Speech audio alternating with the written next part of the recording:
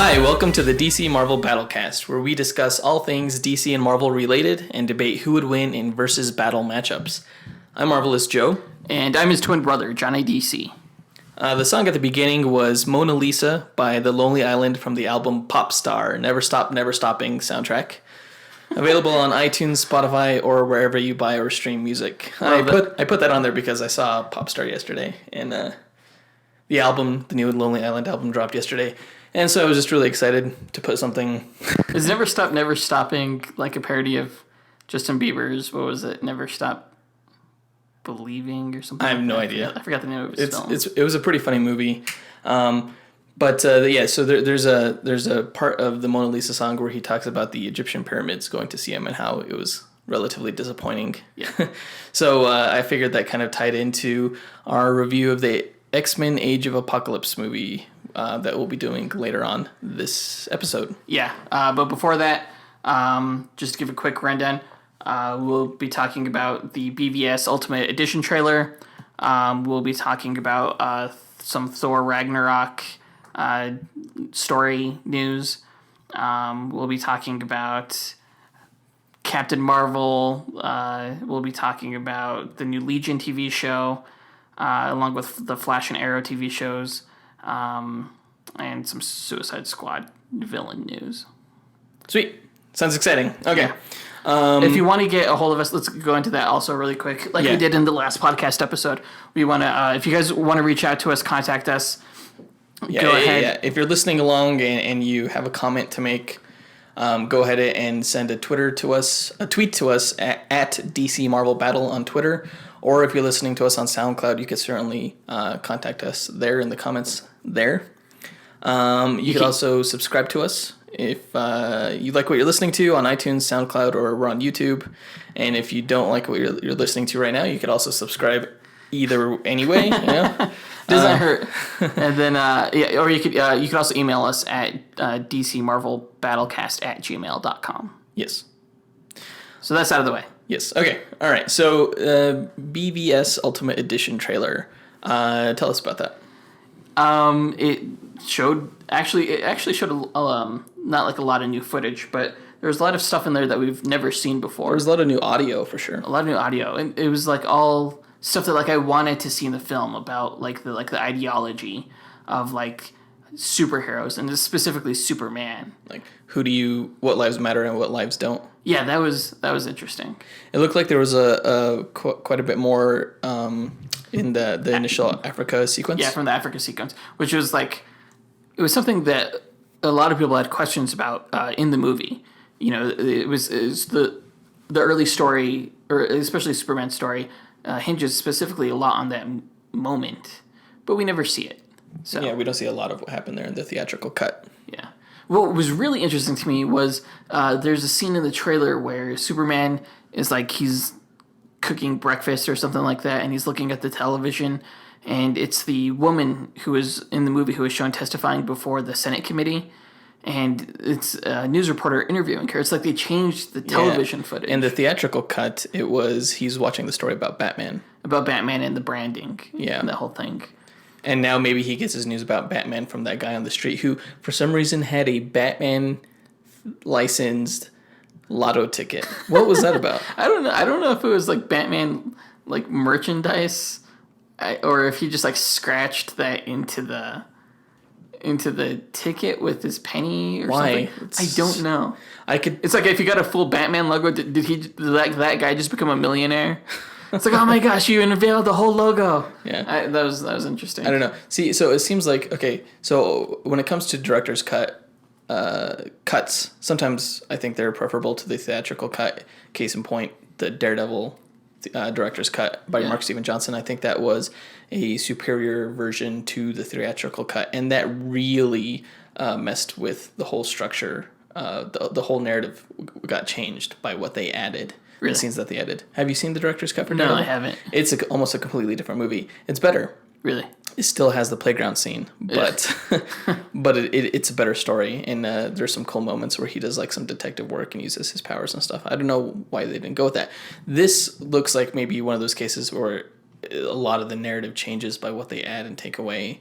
That being said, there seemed to be a few moments where I thought the scene may have been cut because of poor extra casting.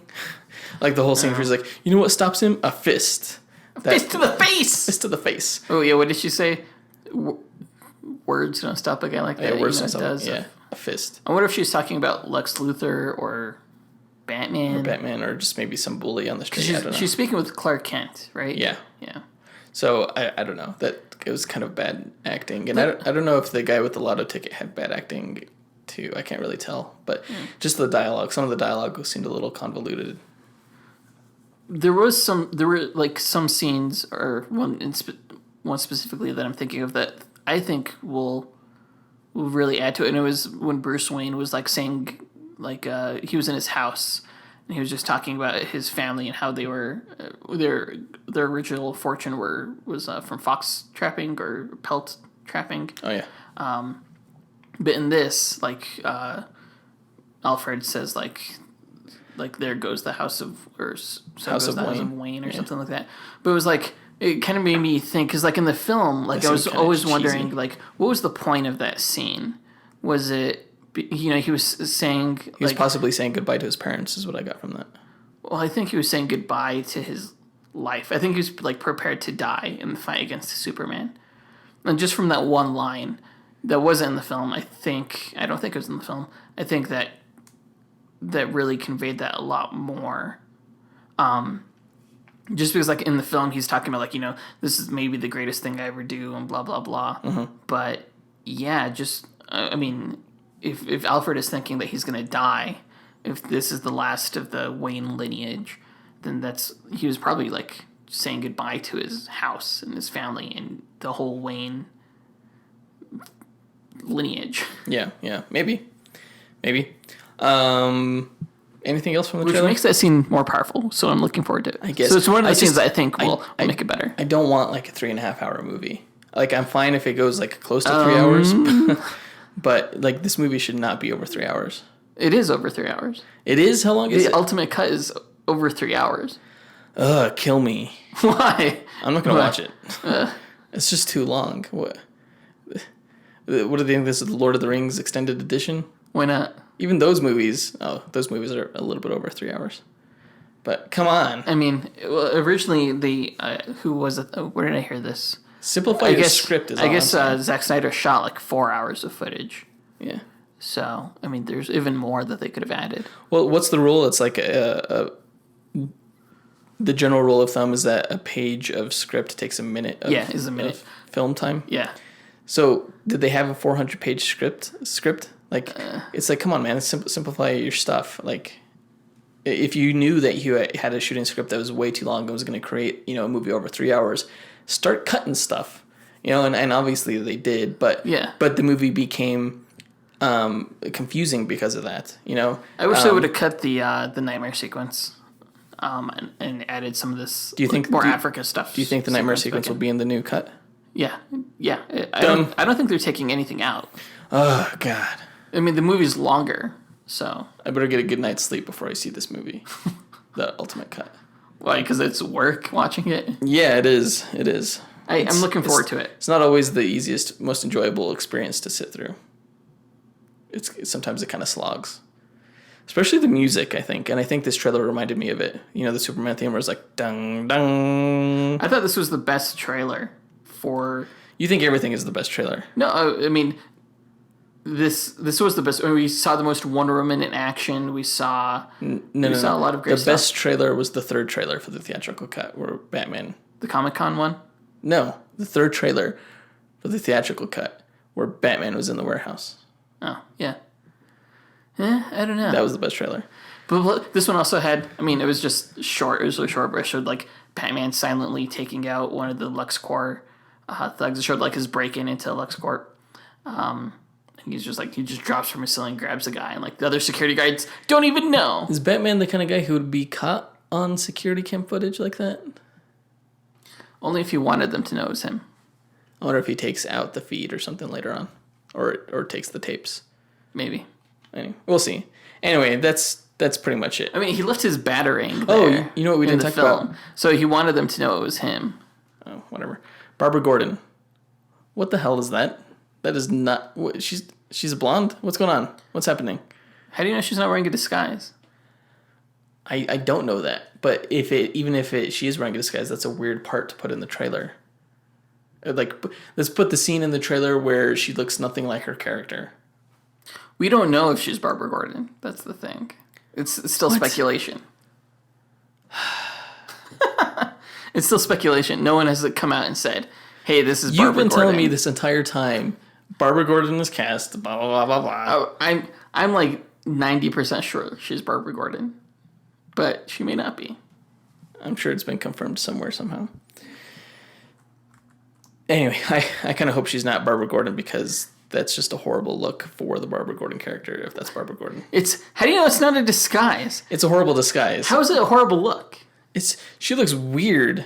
What? It's like she looks like a normal person. It looks like she's wearing. So she looks weird. No, she's a redhead, Barbara Gordon, but it looks like she's wearing a brunette wig and then a crappy blonde platinum wig on top of the brunette wig. It's like it doesn't look like she's wearing a brunette wig. I think it does. I'll have to go see it again, but that's the impression I got. About? It's like she had two tones in her hair, and I don't know, she just looks weird. It just kind of shows that like the whole Lois Lane story, like that will be more fleshed out as well. She's interviewing more people. So, what the heck? I don't want more Lois Lane story. I just want more. What do you want more of? I want more clarity in the Africa scene, and maybe a little bit more about both of their motivations and stuff, and some like in between transitional scenes in between the choppy mess that the theatrical cut was. Other than that, I think Lois and Lane, the length of time that she had in the original cut was just fine. But I also think that was like sort of like the weakest story element was her story. So why not expand upon that? Maybe it becomes. Maybe there are more pieces of that become relevant to the. As long as it answers the question why people would think that Superman would kill people with bullets, then I'm fine. Yeah. It looks like it's going to do that in spades. Okay. Anyway, I'm done talking about this trailer. All right. Are we going to do a review of the Ultimate Edition after it comes out? We won't do a full review. I'll just talk about what was good and what was bad. We'll see how different it is. If it's vastly different, we might do a review and compare it to the theatrical cut. But we'll see. All right. So what's else new in DC land? What else is new in DC land?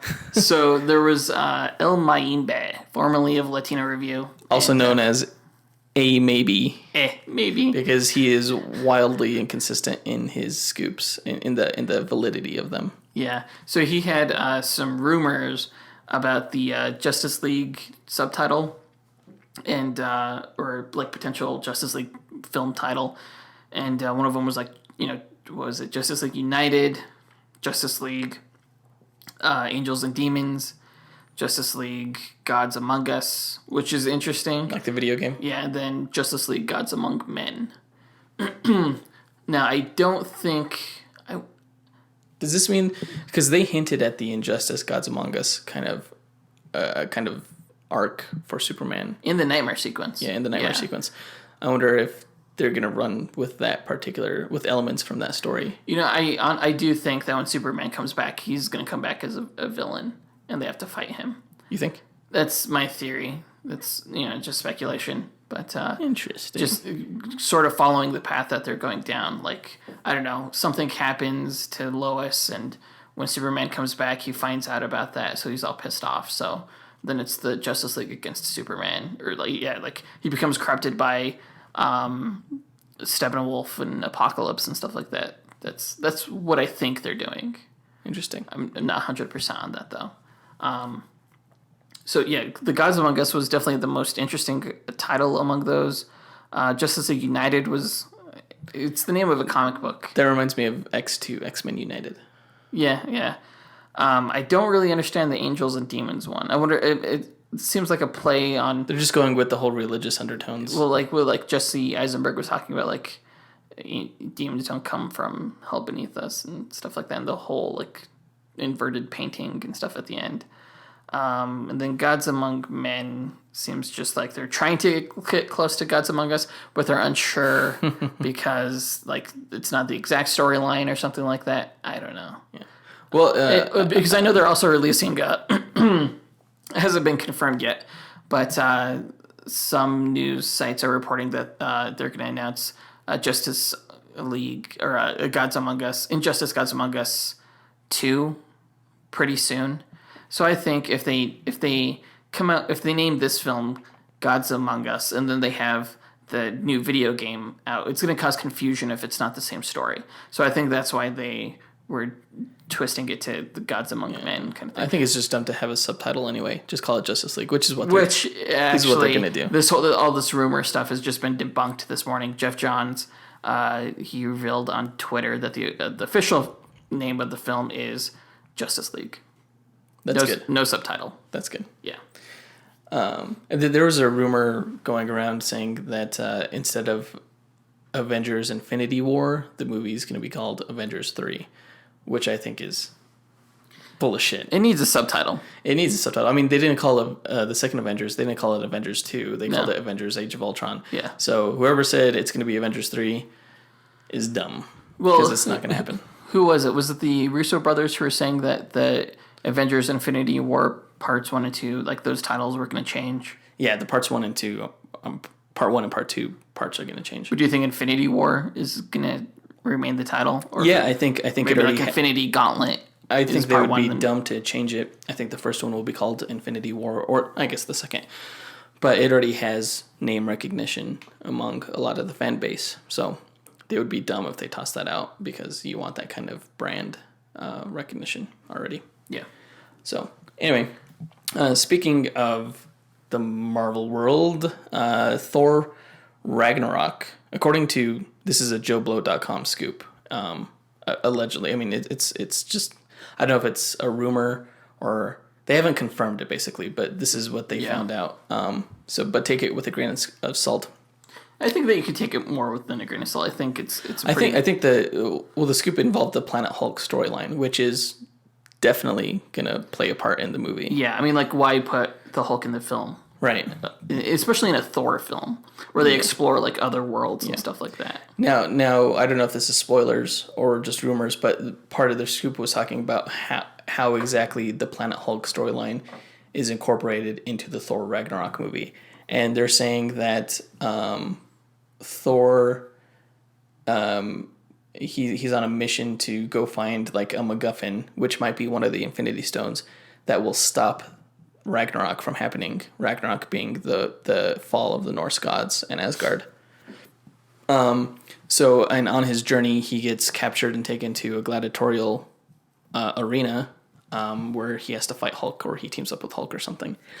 They're saying that the Grandmaster is in charge of those games. That would make sense. Which would make absolute sense, because that's kind of the Grandmaster's whole thing, is that, he pits people against each other and bets on the outcomes. He plays games, yeah. Yeah, he plays games. Might as well be called the Game Master. Yeah. Game Master. I was wondering what you said right there. I thought you said Game Master.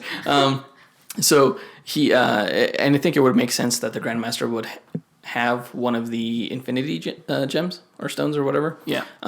So he has to like win it. Yes, win the stone, and then that's how he's able to help stop Ragnarok, I guess. I don't know if that's a spoiler, but that's basically what the report said. What do you think about that? I wonder if they're gonna the last match is Hulk versus Thor, and who would win? I guess since it's a Thor movie, it would probably have to be Thor. Yeah, I think that's a pretty interesting way to incorporate it. It seems kind of shoehorned in, and it would be better to have just a Planet Hulk movie, because that was just a fantastic story. But if this is the way they have to do it, I think it's an interesting way to include it into the story, and an interesting way to bring in one of the Infinity Stones. So yeah, there's a lot of shoehorning, I feel like, in superhero movies recently, like with the death of Superman in BVS, with Planet Hulk in this, and even in Apocalypse. When we get to that, I think there was some shoehorning. So I mean, I don't know if they're just trying to incorporate all these storylines because they're afraid they're not going to be able to get to them because fatigue will set in, or if it's, I don't know. If they're just borrowing from a bunch of films to make one film that they feel is good. I think the only reason they're including the Hulk in here is to appeal to people who weren't fans of the first Thor movies, but are fans of the Hulk. And yeah, everyone loves the Hulk. He's still one of my favorite parts of the first Avengers film. Yeah. Not so much Age of Ultron. That fight was amazing. I didn't really. The Hulkbuster fight? The thing with the Hulkbuster fight is that there's no clear winner. It sets up like Iron Man as being stronger than the Hulk. Hulk would not be taken out with a sucker punch. Like they should have done like sleeping gas or something like that. Yeah, they kind of because now can Thanos take out the Hulk? Because the greatest threat, like physical threat that Thanos should face is from the Hulk or Thor. Yeah, but like I guess Thanos could take out Hulk with a sucker punch now, and now it's going to be like Iron Man is going to be like Thanos' biggest threat. I don't know. Yeah. In the Planet Hulk comic book, all of the gladiators are fitted with these mind control discs, or not mind control discs, but these obedience discs kind of thing on their chests, where if they're disobedient, it'll like explode and make them die. In the comic book, there was an event like this that happened where all of a sudden he found himself in the final match, and it was against the Silver Surfer. What? Silver Surfer was captured, and they put an obedience disc on him, and in the resulting fight, Hulk ended up breaking his disc, and then Silver Surfer was the one that was able to free all the other gladiators because he used his power cosmic to break their discs. Interesting. Yeah. So I don't know. I mean, that's an aside. This next Avengers film comes out next year? 2018. 2018. Mm-hmm. Oh, we still have a long way to go. Okay. For some, I don't know why I was thinking it was coming out next year. So we still have a lot of Marvel movies to come out. Yes. Because I was going to say, because each Avengers film sort of like signals the end of a phase, right? No, because Ant-Man was the end of Phase 2 for the last phase. Civil War was the first movie of Phase 3. Really? Mm-hmm. I didn't know that. Yep. Why was Ant-Man the end of Phase 2? I don't know. That's just the way they labeled it. That's dumb. Yeah. It should have been the start of Phase 1, I think. Yeah. No, Phase 3. Phase 3. That's what I meant. Anyway. Also, according to that Joe Blow scoop, the Guardians of the Galaxy villain will be a character named Ayesha. I have no idea who that is. I know who she is. I never heard her referred to as Ayesha though. I've always known her as her. What? Her other alias is just her. And Adam Warlock's alias used to be him. They were both created by the Enclave. She's the mate basically that the Enclave created for Adam Warlock. And she's a villain? That's the weird thing. I've never known her as a villain. I've just known her as Adam Warlock's Was she in the Infinity Gauntlet storyline? Because I know some of Adam Warlock's friends. That was Gamora and Pip the Troll. That's right.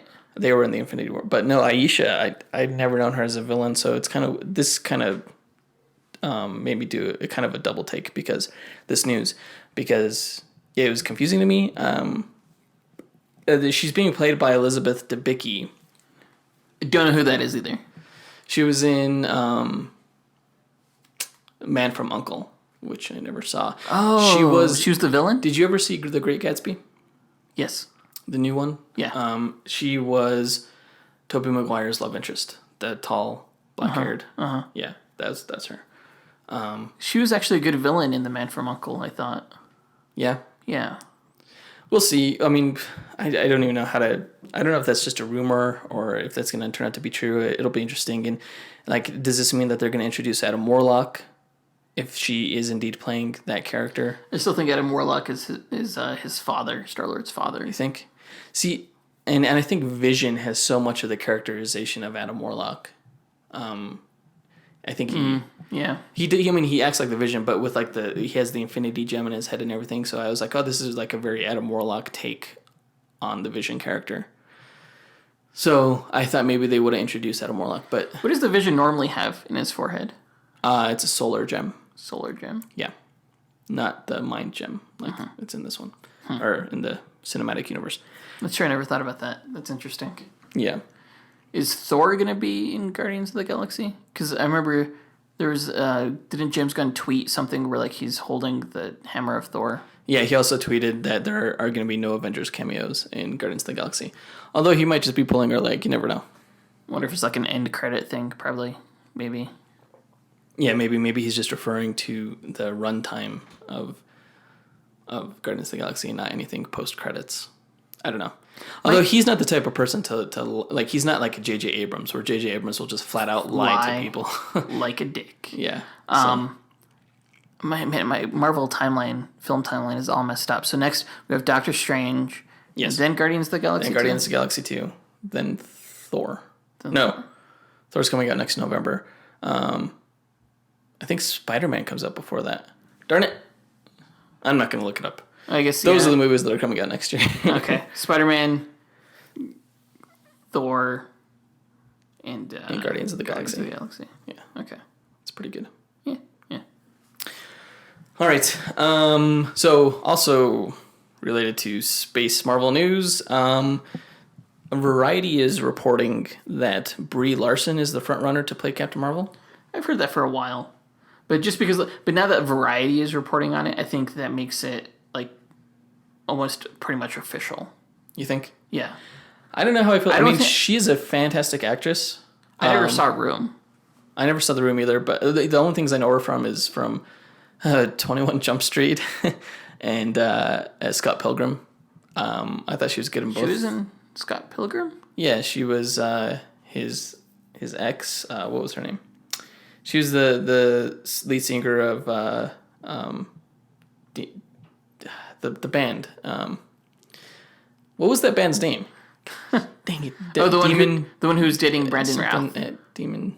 The one who's Clash at Demon Head. There we go. Okay. That was the name of the band. Yeah, the one who was dating the bassist. The bassist was Brandon Routh's character. Okay. Yeah, I know. That was Brie Larson. That was the first time I saw her. She seems short. I always kind of imagined... That's messed up. I always kind of imagined Captain Marvel to be this kind of tall, statuesque blonde. Brie Larson doesn't seem nearly as physically imposing as I would imagine Captain Marvel to be. Well, I mean, look at Gal Gadot. She seems more physically imposing, I think. Because Gal Gadot is pretty statuesque. Yeah, she is. That's true. Well, who would you have chosen for Captain Marvel, if not Brie Larson? I don't know. There was a lot of fan castings that said Yvonne Strahovski, who was in... Did you ever see Dexter? I saw like the first few seasons. Oh, she was his love interest in the last few seasons. She was in Chuck. Okay, that girl. The blonde? Yeah. Yeah. I thought, because she's pretty statuesque and she's a pretty good blonde. Somebody said Alice Eve. I don't know. So I'm naming off these actors and they kind of seem rather generic compared to Brie Larson. A lot of people were saying, what's her name? The girl who turned down Black Widow. Oh, Emily Blunt. Yeah, there we go. Yeah. She would make a great one too, I think. I don't know. But it's most likely going to be Brie Larson. I'll be interested in seeing how they tell her origin story in that movie. If it's tied in with the Kree, it has to be tied in with the Kree.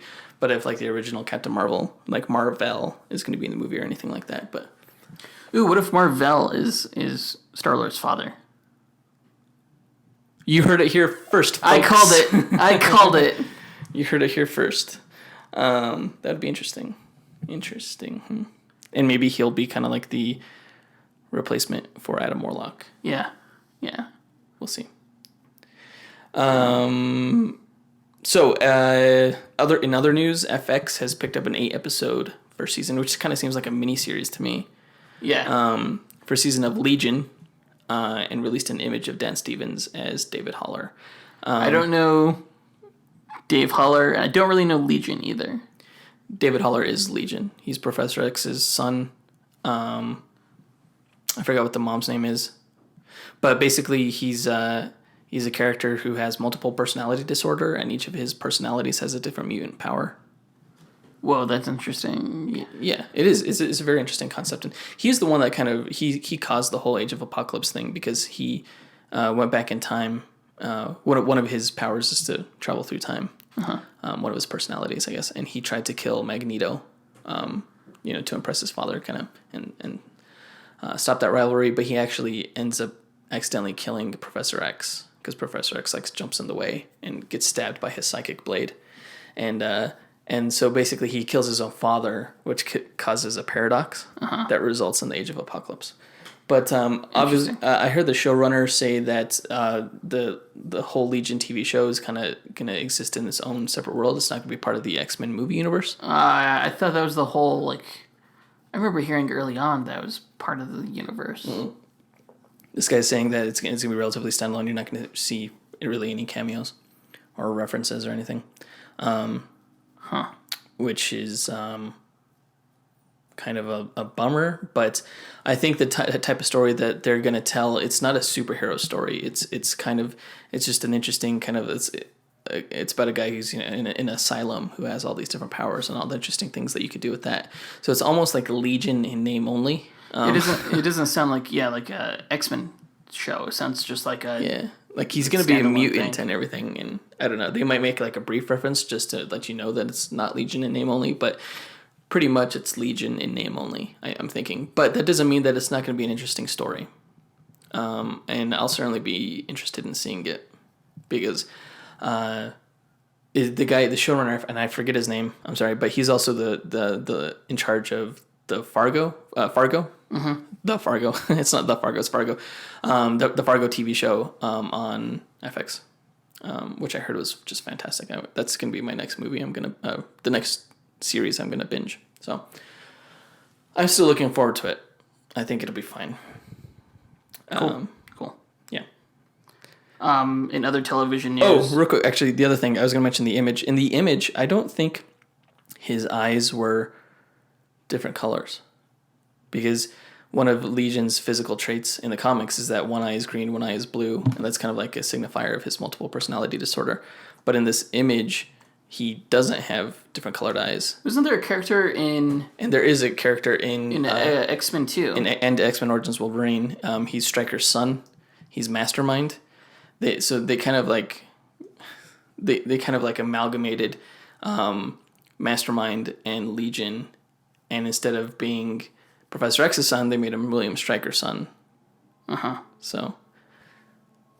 Yeah, it's I don't know. The X-Men movies always make weird choices with character choices like that, kind of like weird liberties with the source material, which is one of the things I'm going to bring up during our X-Men Apocalypse review. But anyway, that is that. Tell us about, speaking of TV shows. Yeah. So Flash season 1, or season 2, sorry, had its season finale, as did Arrow season 4. And we're going to put up review badges for those on Twitter. But I just wanted to essentially touch on... I already put up my review badge for Agents of S.H.I.E.L.D. Season 3. Oh, cool. It was good. That's all I'm going to say about it. We talked about that last podcast episode, right? No, we did not. Oh, I thought we did. Never mind. No, we talked about Agent Carter. That's right. Right. So Flash was good. I thought it was just as good as season 1. Really interesting right now, just because they delved a lot more into the multiverse in this season. Mm-hmm. So the fan speculation that the DC cinematic universe or DC films are actually you could still tie them into the Arrowverse, the DC TV universe. That's an interesting theory. And it's kind of cool that the Flash, who's always been this catalyst for universe changing events. Yeah, like Crisis on Infinite Earths or Flashpoint or now even Rebirth. Mm-hmm. It's kind of cool that that's the show that gets to do that. Yeah. Great setup for season 3. Spoilers if you haven't seen it. I know you're not going to watch it. I'm not going to watch it. So, but I'm too busy watching Marvel television shows. So in the comics, Flashpoint came about because the Flash traveled in time and stopped the murder of his mother. And then when he came back, everything was different. And so at the end of this season, he does the same thing. That's the closing scene is him saving his mother. So we'll see how things change going into season 3. But it's an interesting setup, interesting premise. Cool. Yeah. That sounds like a pretty good season finale. I heard that the Green Arrow season finale was less quality. I really so season 2 is still definitely the highlight of Arrow. Season 3 is where it just really went bad. And it was the second half of season 3, and it was the same thing for season 4, because season 4 started off so promising. It was pretty like we were finally getting like the good Arrow show back. But when it came back from its hiatus, it wasn't as good. I mean, they had like cool moments, and I forget if this was the first half of the season or the second half. Oh, it was the first half, so never mind. And then the first half, they had this really cool episode where, because like they always do like one tie-in episode per season where like the Flash and Arrow shows cross over. Mm-hmm. So like we saw like the closest thing that DC fans have had to so far of like a live action Justice League. So you had Green Arrow, Black Canary, Flash, Hawkman, and Hawk Woman. I can't remember if you had Arrow or the Atom. I don't think you did. But anyway, it was just kind of cool to see all those characters together. Mm-hmm. But again, that was the first half of the season. Second half of the season, it all just kind of went to crap. And the last episode was, I don't know. They set up like these really huge stakes, like the biggest, because usually like at the end of every season, like the city is going to be destroyed and they have to stop that. Mm-hmm. And this one, it was the world, because like someone got control of all of the nuclear weapons, sort of like Apocalypse. Mm-hmm. And they were able to stop like all of them except for like one, and like it destroys the city, but like no one even cares. Like there's no like emotional like there's no emotional like stakes. No. I mean, there's not really an emotional stakes, but there was no like emotional consequence really either. Like Felicity has like a sad look on her face for and then another thing. I don't know who Felicity is. She's the. Are you talking about Carrie Russell? She's a from the Felicity TV show. Yeah, the J.J. Abrams one. No, Felicity is a character made up for the show, and she's essentially Barbara Gordon in Oracle. Oh, okay. She sort of serves that function, but she's the love interest of Oliver Queen, and it's the stupidest love interest ever. I hate it so much. Why? Because they have Black Canary, they have Dinah Laurel Lance. I love triangle. Keep up the romantic tension, yeah. Except that they killed off Black Canary in this season. Spoiler? Yeah, spoiler. When I start talking about the season endings, you should have known spoiler. And it's like they did. Like I was just so friggin' upset when they did that. I mean, it was bad enough that they killed Amanda Waller. What? By a gunshot to the head, like earlier in the season. It's like that's just disrespectful. But then they killed Black Canary and made him end up with Felicity. It was just I'm like so done with the show, honestly. Really? Like I'm super pissed off. Well, don't they have a Lazarus Pit in the show? They do, and that's how they brought back Black Canary's sister. Now she's the White Canary on Legends of Tomorrow. But they're not going to do that for this one. And actually this might be a news item that I should have put on the list, but what is her name? Wilhelmina or I have no idea. Anyway, one of the actresses on the show, the one who plays Speedy, Oliver Queen's younger sister, They don't have Roy Harper? They do, but he left. He was Arsenal. Okay. She has said that like Warner Brothers made them kill off characters like Amanda Waller, like all the Suicide Squad members that they had earlier on in earlier seasons. Katana. And they've had Katana. She hasn't died yet, but Deadshot was killed off. What? Yeah. What? Yeah, but that was on this season. That was last season, I think. And then, and now, I mean, Black Canary. She was saying that Warner Brothers made them do it because of the films. But there's a multiverse, so why does that matter? And there's a freaking Flash television series. I don't know why they would make them do that. It's so freaking annoying. When does the Flash movie come out? That comes out like 2017, 2018. 2018, I think. Do you think we'll still have a Flash TV show in 2018? I mean, if Warner Brothers has their way, no. But, I mean, it's such a good show. It's the best superhero network television show out there right now. I mean, I haven't seen Supergirl, but and also in my opinion, I'm sure you'll disagree. They wouldn't cancel it if it's doing good, and it's doing great. It's probably the best network television. That's what I was saying. show. Network. That's what I said. Oh, because I know you were going to bring up Daredevil. Daredevil. Is Yeah. just so good.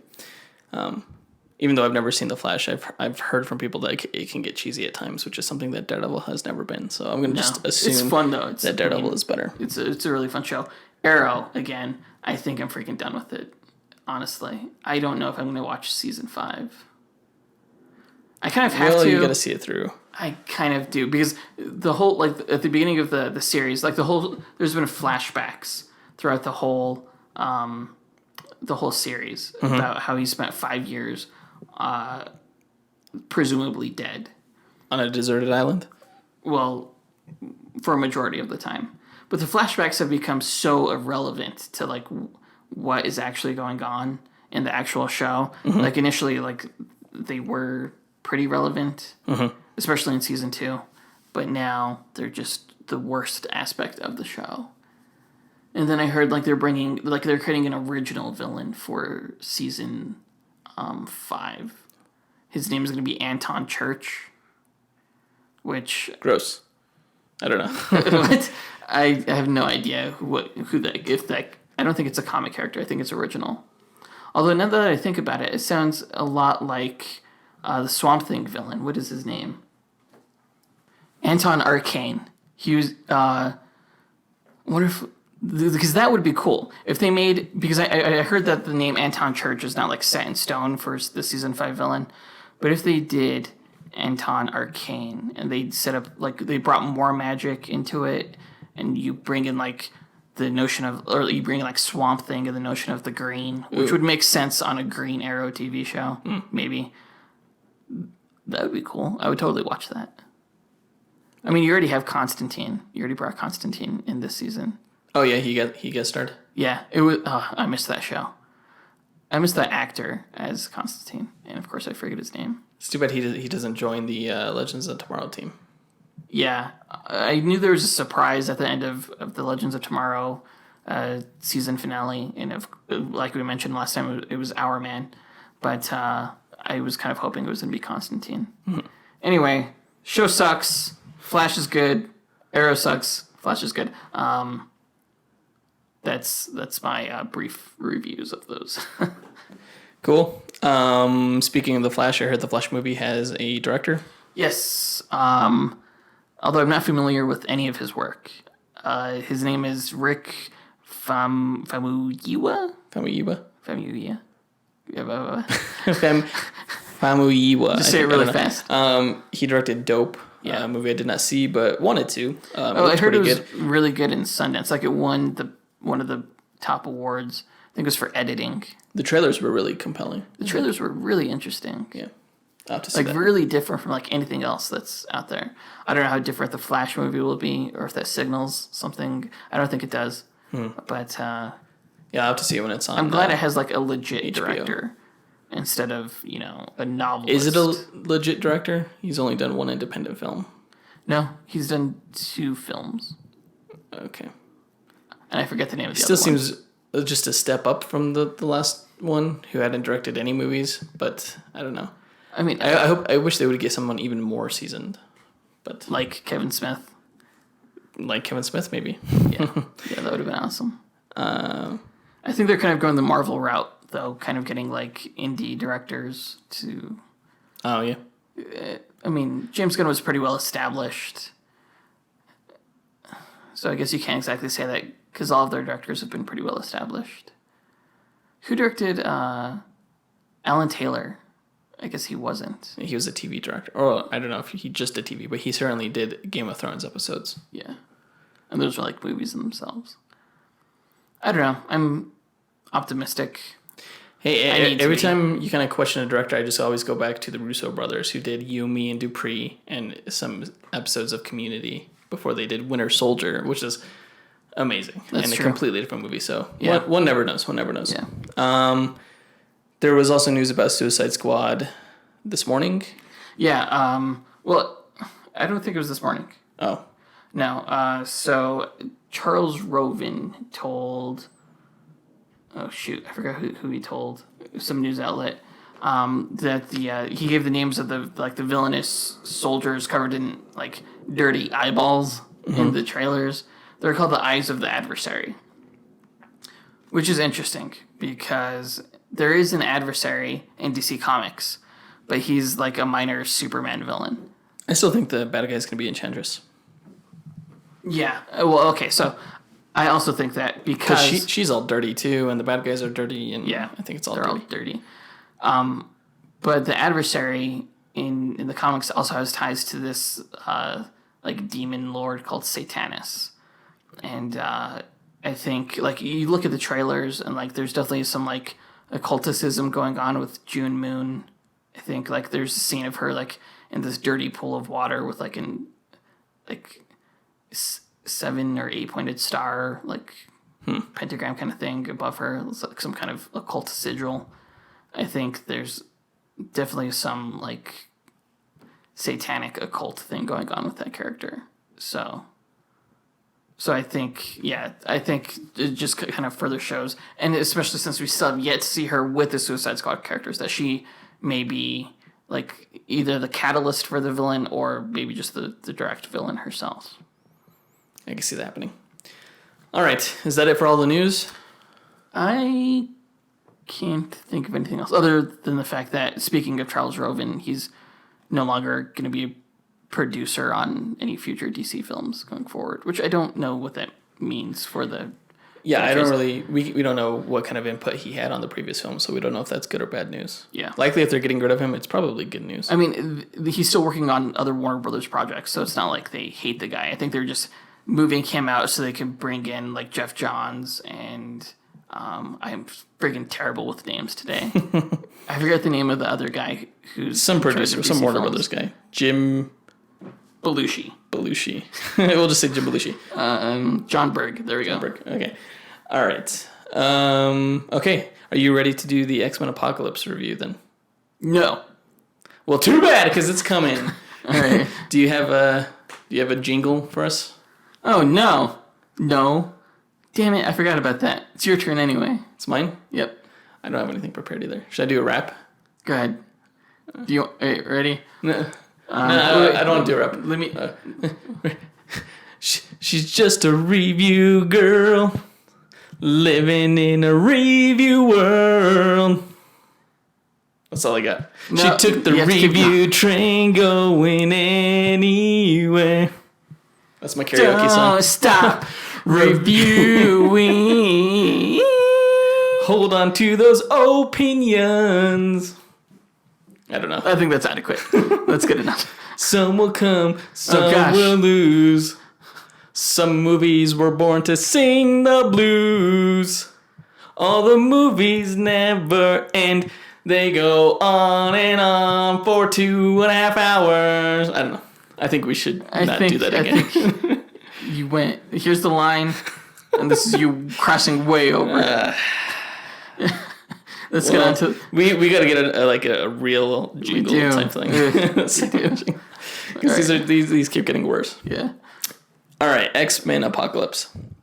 So I saw this movie the Friday it came out. I actually accidentally saw it in 3D because I went to the Flatirons Theater, where they have like the leather recliners and stuff, and like no one knows what Flatirons means. Well, it's an AMC theater. It's an AMC theater at and they have like leather reclining seats, and usually the tickets are a little bit higher, pricier because of that, and it's assigned seating and stuff. But I was like, I bought them online, not really thinking about it, and it turns out that I accidentally bought the 3D tickets. Gross. So I saw the movie in 3D. Ew. I typically am not a fan of 3D, but me neither. And this one, it didn't really add anything to it. The opening credits scene, like all X-Men movies, where they're like flying through like this techno-organic thing. It was weird this time. I felt like it was just going through the timeline, and then all of a sudden it's like, oh Jesus, and then like it turns around, and it's like, what Jesus? All right, and then like turned around and kept going. I don't know. Yeah, it kind of took you out of it. I usually think those are pretty interesting. I remember in Days of Future Past, you were like flying through a Sentinel type thing. But especially, This one, it was very cool. Egyptian themed. Especially like since they used BCE, it's like, hey, we're not saying that Jesus existed, but check him out. Take an extra long look at him. They got rid of a lot of like the religious overtones that they had in the trailer, like the whole thing where he called himself Yahweh. Yeah. No, he still did that. No, he didn't say the word Yahweh. He said they call me Ra Krishna. He never said Yahweh. So I don't know. Really? I think people were complaining. So really, yeah. Anyway, I thought he did say something. So they got. I think they just instead of saying Yahweh, they just put a picture of the crucified Jesus in the opening credits for X-Men, which kind of took me out of it. But so overall, here's what I thought of the film. I was a little disappointed by it, honestly. And that was me going in not expecting much. I thought it would be not quite as good as X-Men Days of Future Past. And that's pretty much where this one fell. Yeah. It's not the worst X-Men movie. It's certainly not the best, though. No, it wasn't. I wouldn't even put it in the top 5 X-Men movies. No. Those being First Class, X-Men 2, The Wolverine, Days of Future Past, and X-Men Days of Future Past. Yeah. Wait. I don't know. I lost you. I lost count too. But here's the thing. Like, it wasn't a bad film. It just was it was like the least relevant of the X-Men films.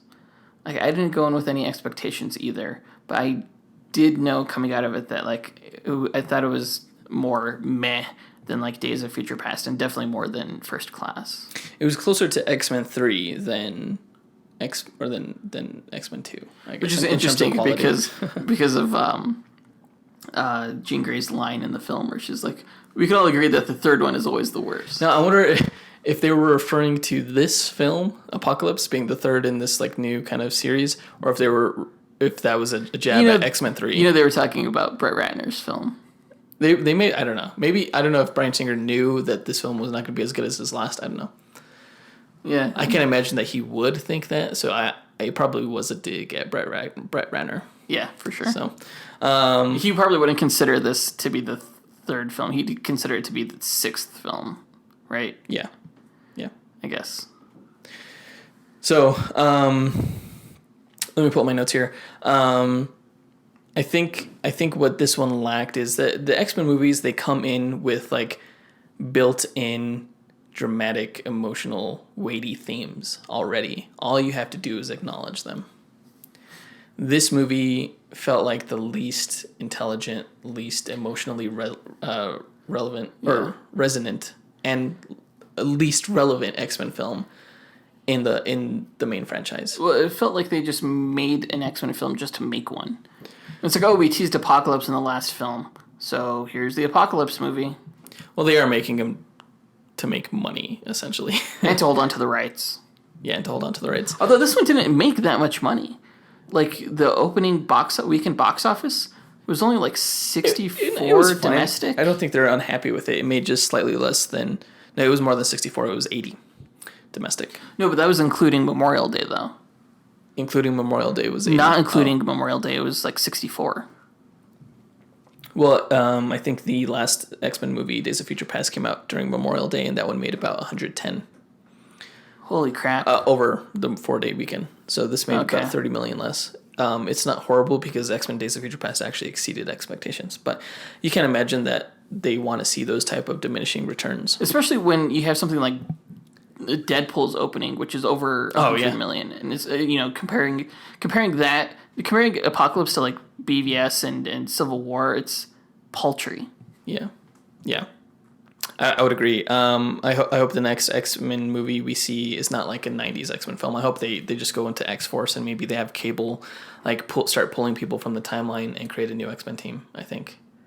Like another time travel reboot type thing. But I think getting Deadpool in there, that's a great idea. Maybe like getting Psylocke in there or something. I think that's the best way to go forward with the franchise. Well, would you do like an older Cyclops and Jean Grey? No, I would go with the ones they have. Or it's just the same actors who are playing older? No, I would just leave them the same age and just pluck them from the timeline, I think.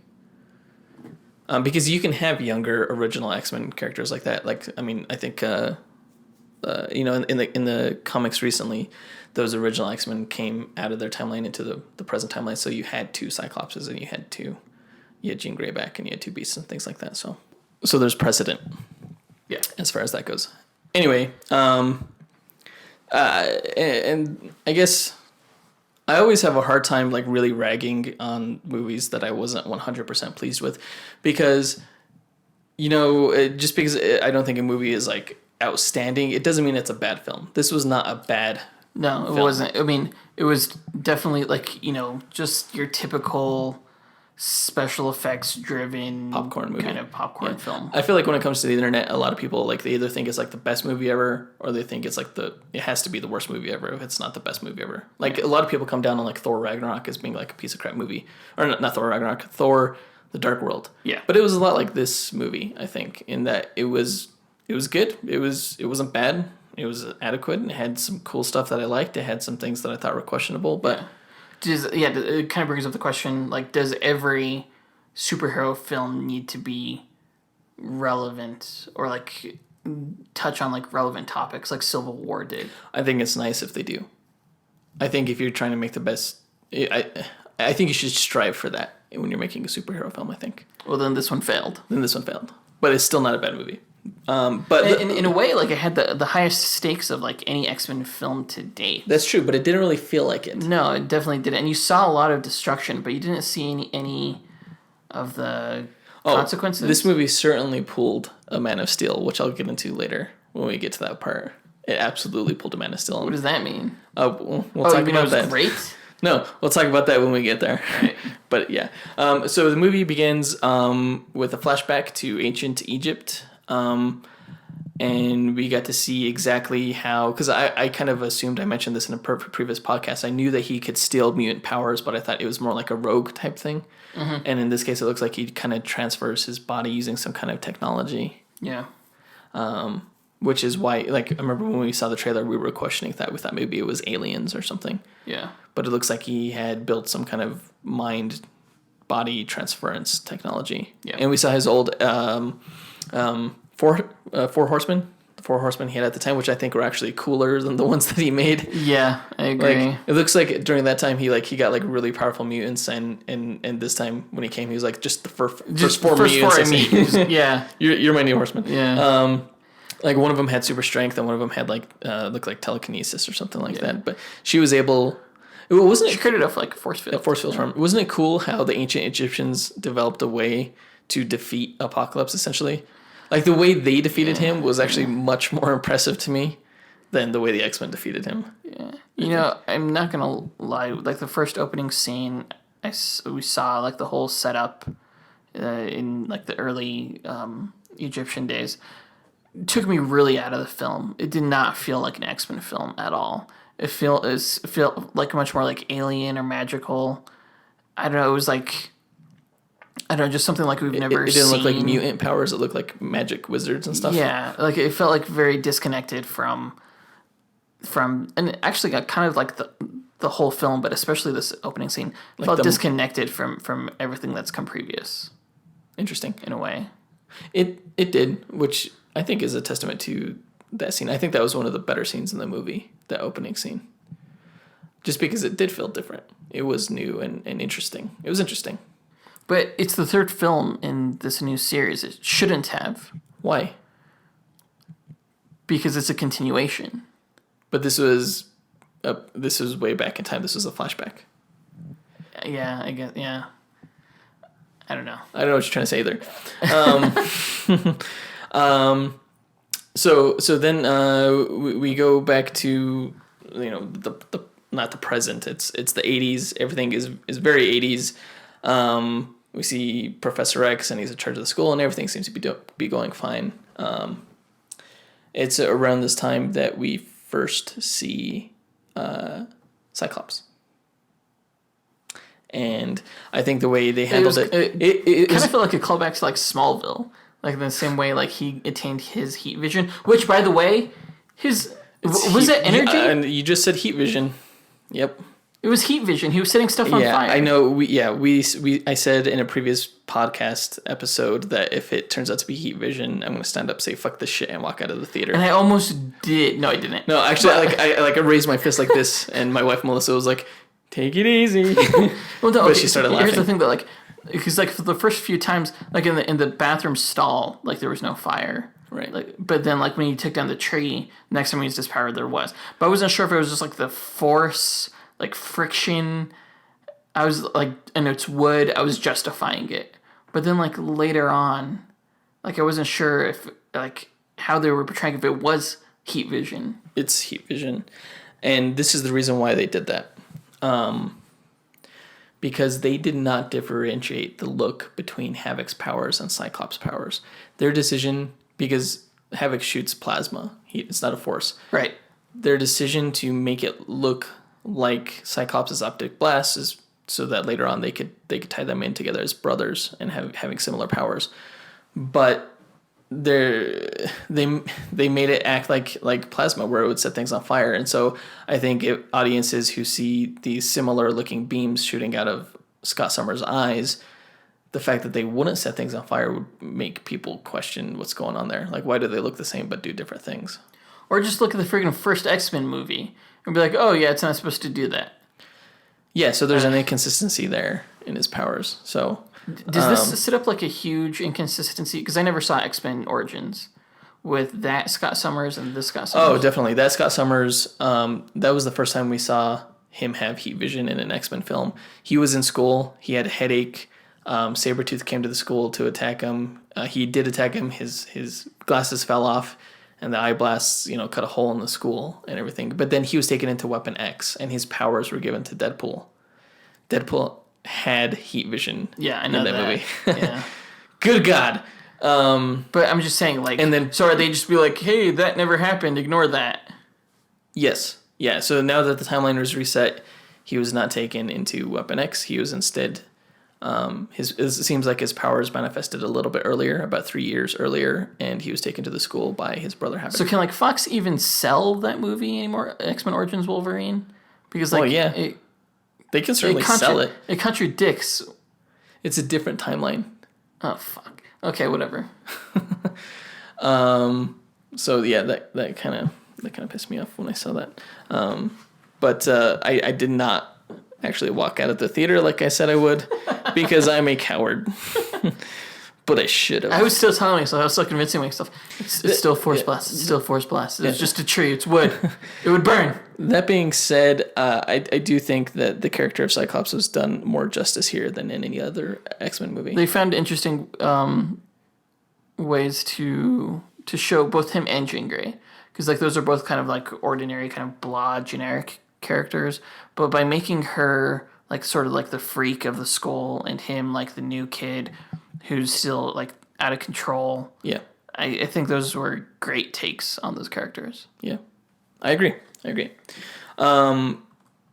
Beast and so let's see. So Nightcrawler and Angel were fighting in the cage, kind of it was very reminiscent of the first scene where we saw Wolverine in the first X-Men movie. The cage fight. The cage fight.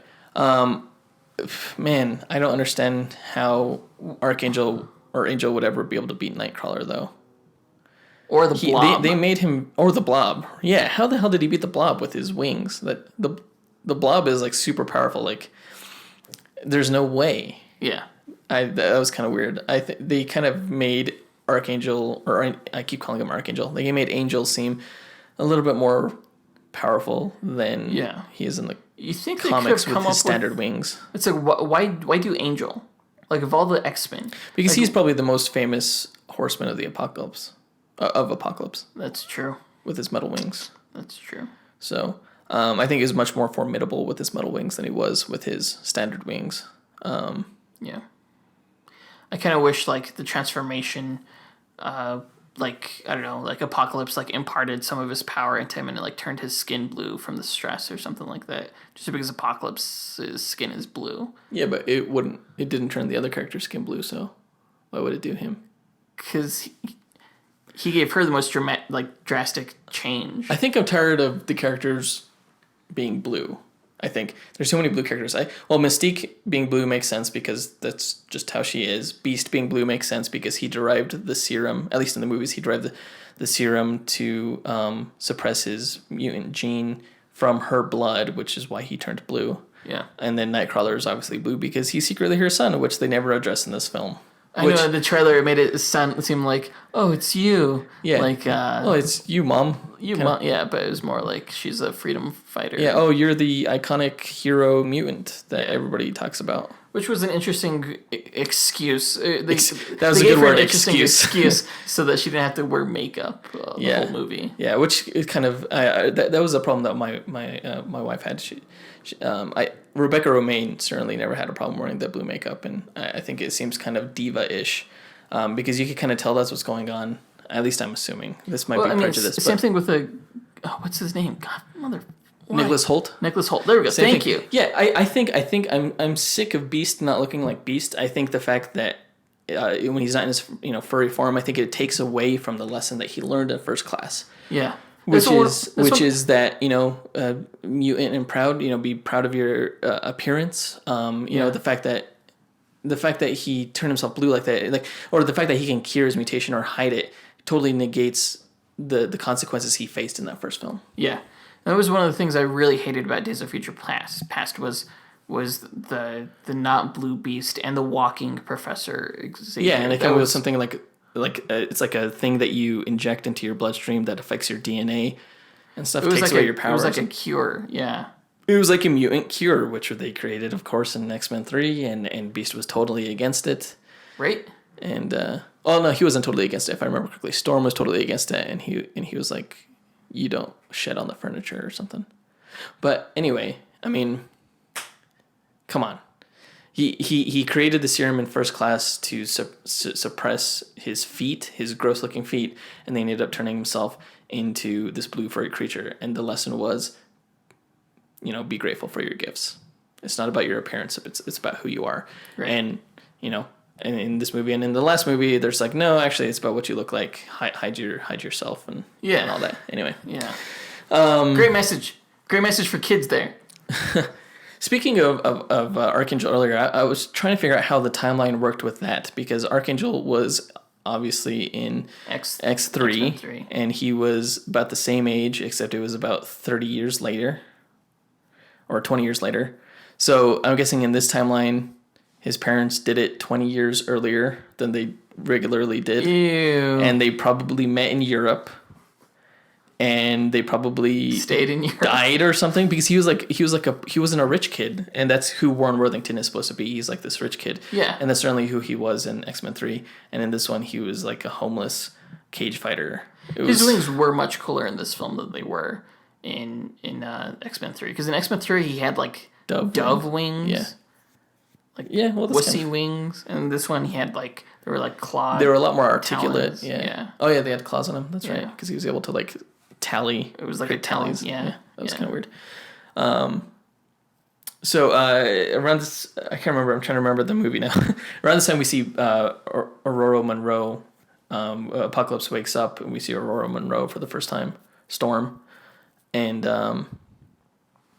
she was okay. I thought her powers in this film were so shitty. What do you mean? She didn't have do any storm cool powers like the other films. Like she creates like huge ass like tornadoes and stuff like that. I mean, this one she created like a gust in the first scene we saw her. It's like a paltry gust, and then subsequent scenes. But she was still learning her powers at that point. She wasn't enhanced by Apocalypse yet. No, I know that. But I mean, it kind of seems like she had like minor control over the weather, and then Apocalypse gave her like full control over the weather and teleportation. I don't know. Yeah. But even then, when he gave her full powers, it's like we didn't see her do anything. Just shoot lightning. Like the majority of the time, she's just standing around. It's like she shot lightning once at the very end at Apocalypse, and like once at Scott Summers, and then what else? Nothing. Yeah. They have like one fight scene. Yeah, I would agree with that. I thought the scene where where Apocalypse confronts her was pretty cool. I was trying to figure out exactly what Apocalypse's powers were in this movie. He had some kind of because he put that one guy into the stone wall, and then he obviously did the sand capitation, which was just as cool as I thought it would be. Yeah. So he had some kind of like, I don't know what you would call it, like terrakinesis or something. Geomancer kind of. A geomancer. I don't know what that means. Someone who can like control Earth. Geokinesis. But he also had, he obviously had like mutant enhancing powers. Teleportation. Because in the comics, he has control over his molecular structure. But in this one, he had he was like a geomancer, and he had a healing factor, and he had some telepathy abilities, it seems like, because he was able to tap into Magneto's head. Yeah. While he was communicating with Xavier, and then not as powerful as Xavier, but some level. You know who didn't have any psychic abilities in this movie? Psylocke. Yeah. What the fuck? They that was the worst portrayal of Psylocke that they possibly could have done. Well, it doesn't. I was most looking forward to her. I was most looking forward to her as well because she was new. But Olivia Munn, I have to say, she looks the part. It's probably the most comic accurate costume that we've had in the movies so far. She is not the greatest actress. Well, no, I don't even think it was that. Because I think she honestly wasn't bad in it as Psylocke. I thought she was good enough. But it was just like the story gave her so little to do. She was just eye candy for the most of it. Yeah. And because I remember hearing, reading the story about, how they were talking about, how she was brought into the script, pretty late. Originally, Professor X was going to be one of the Horsemen. Mm-hmm. And it's I totally get that from watching this film. Yeah, because she had almost zero lines. And it's her enhancement was what? Being able to make a whip? Yeah, I guess that's not even clear. Yeah, she seemed more like Green Lantern than a psychic. Don't you think? In a way. She was like pink Green Lantern. I guess her enhancement was that she could create other weapons besides the sword. And so she creates one other. One other. They should have had more than one fight. The Horsemen. Yeah, probably. They should have fought when they kidnapped Professor X, I think. A bigger fight. Yeah. Although Apocalypse is so powerful that, I don't know. Anyway, we might be getting a little bit ahead of ourselves. I thought. Did you think it was weird how painstaking, Apocalypse, how much in detail he went into the redesign of their costumes? When he was really painstaking, really designing the tattoos on Archangel's face and things like that. He was spending so much time being a fashion designer. It's well, not so much time, but it needs more flair. It implied so much time. He really wanted these guys to have their own look. I thought that was kind of funny. We skipped over the Magneto thing. Well, and also just to go back to the cage brawl. Mm-hmm. Why was Mystique there again? She was going across the world just saving mutants, it looks like. So she saved Nightcrawler, but she couldn't be bothered to save Angel? I have no idea. That's a very good question. I thought she... Because when the whole thing went down... Well, he kind of escaped on his own, right? He flew out the window. Yeah, something. Still, Nightcrawler could have saved himself. Yeah, that's true, because he can teleport. Although I guess this movie created the rule that Nightcrawler can't teleport through an electrical field. That was bullshit. When I saw that, I was like, teleport out of the fucking cage. What are you doing? It's your power, dude. In the trailer, I thought he wanted to be there. Yeah. Yeah. Interesting.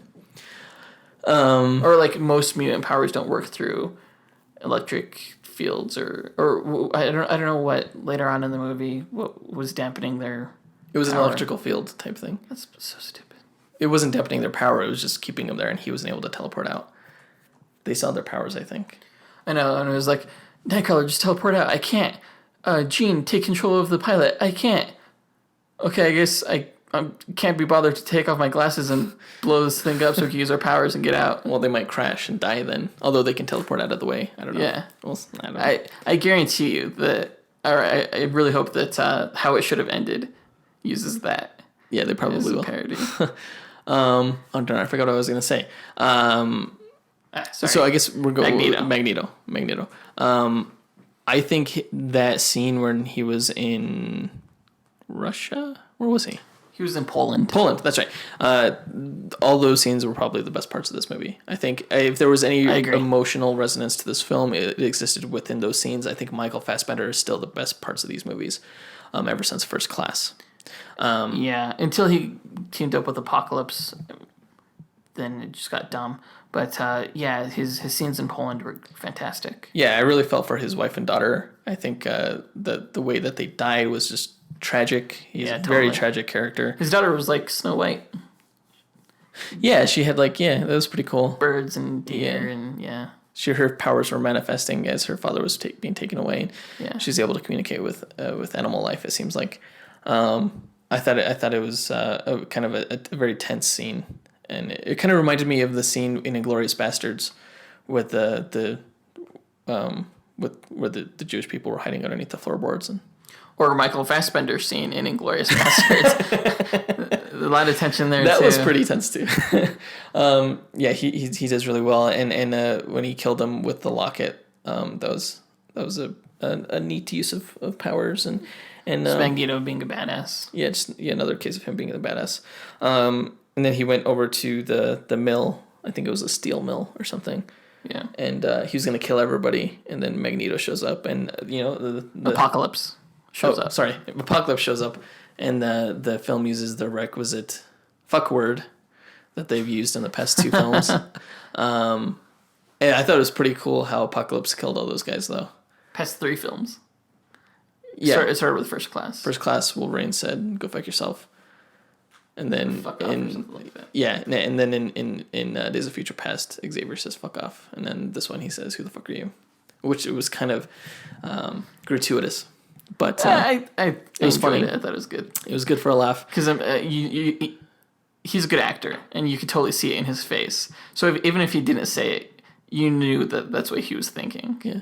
What did you think of the Auschwitz scene when he enhanced him? When Apocalypse enhanced Magneto, I should say. It wasn't anything special. No? No. Yeah, it didn't quite have as much... I'm trying to figure out why it wasn't as emotional, because Fassbender had great, he did a great job of acting in that scene, and I felt for him, but not nearly as much as maybe I should have, and it might be because of the other characters just standing there. I think at that point I was just getting kind of sick of Apocalypse. Really? He was really preachy. I don't know, just like the way his voice. Oh, yeah. Oh, another one of his powers was apparently he can tap into media and learn about it. Those are the satellites. Yeah, the satellites or something. That part was... I didn't like that. Well, he does have some kind of technopathy. Technopathy, yeah, in the comics. So he can control machines with his mind. Anyway, where are we now? Are we to the explosion yet? I think we are. So Havoc comes back to the school. They meet with Moira. I thought that was a fantastic scene. I thought it was pretty funny. James McAvoy is a pretty good comedic actor, I think. Yeah, good comedic timing. Yeah, and they learn about Apocalypse. They go back to the school. Use Cerebro. It's actually, the Cerebro scene was pretty cool in 3D. I've never seen a Cerebro scene in 3D. Ooh, I bet. Yeah. Yeah, that was pretty sweet. That was the only other part that stood out to me besides the opening credit scene. Havoc. Okay. So here's a big gripe that I have with the film. Why did Apocalypse destroy all the nukes, or send away all the nukes? Why didn't he just use them? If his whole plan is to destroy the world to recreate it, it's just why didn't he just blow up the world using the nukes? I understood that. He didn't want there to be any human superpowers. He was essentially weakening the humans so they had no defense, no offense. But then he has Magneto start destroying everybody. So why didn't he just do that with the nukes? Because that would have destroyed the mutants too. Would it? Not according to Sebastian Shaw. According to Sebastian Shaw's, Kevin Bacon's plan in the First Class movie was to create the nuclear war, which would use the radiation would create more mutant life because they were birthed through, they're the children of the atom, and create a stronger world. That could have been Apocalypse's plan here, and he could have done it. He didn't.